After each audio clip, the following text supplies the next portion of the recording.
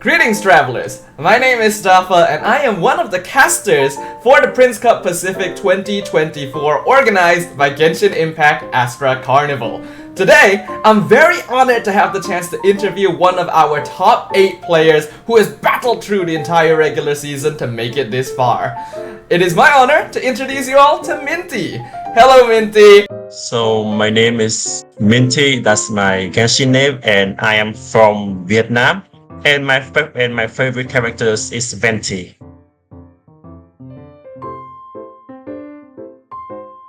And so on. I noticed your player tag that you selected was underdog. Is there a reason you chose this? Just because I don't think I am one of the best players. Because to be fair, despite saying I am competitive, I know my skill level is still around average compared to those like Kevin's from Atlantic or Injaki from Pacific. Also, I think that there's a lot of good TCG players who have participated in lots of tournaments in Japan and Korea, like Cartel Gathering.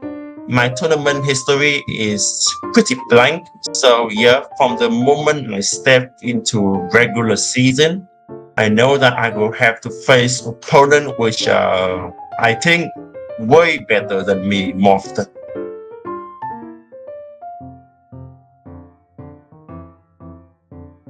I personally have a very interesting question where in one of your first matches you used a very rare deck featuring the Guardian of Apep's Oasis. Could you tell us how you decided to build this deck and how exactly it plays?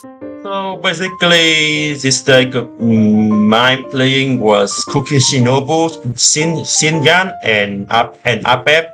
It was pretty similar to Conwhale, another popular deck in 4.7. My Apep decks only consists of 0 and 1 cost cards, also lots of draws.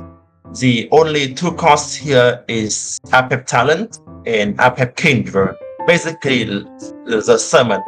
So when I want to discard cards by highest cost with Xinyan skill or Kusaba, they will always discard the summon. My strategic point here is to get the Awakened Apep as soon as possible, so he could be the main carry in the late game. Cookie Shinobu is a great electro character because she only needs to use her elemental skills once, and she can apply electro on the enemy teams more convenient than the others. Following up from that, actually, you mentioned Conwhale. I think we all know Conwhale, one of the most banned decks, over 90% ban rate. You are one of the few players where you had a match where you didn't ban Conwhale. Was there a particular reason you chose not to ban Conwhale in that match? Basically, I brought 2 decks with Passing of Judgment. My game plan was to use the Arcane Legend on opponent Conwhale at the start of round 1 if I start first, and it was what happened. I start the game first and then I use my judgment on last Conwhale, and he couldn't use cards like Strategize or In Every House a Stove.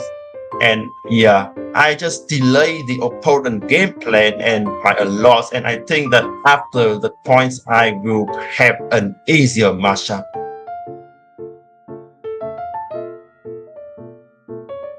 You want to share any words of encouragement for yourself, in fact? Maybe talk to yourself a little bit. To be fair, I am the first TCG players from Vietnam who qualified to Prince Cup, and I am also alone in my journey. So if I have a word for myself, it is just to experience new things, keep calm, but do not stop experiencing.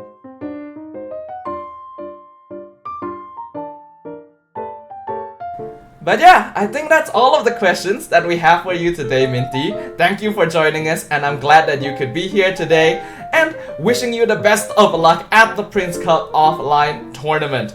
As for all of our viewers, thanks for tuning in, and make sure to stick around for even more content on Astra Carnival. Bye bye!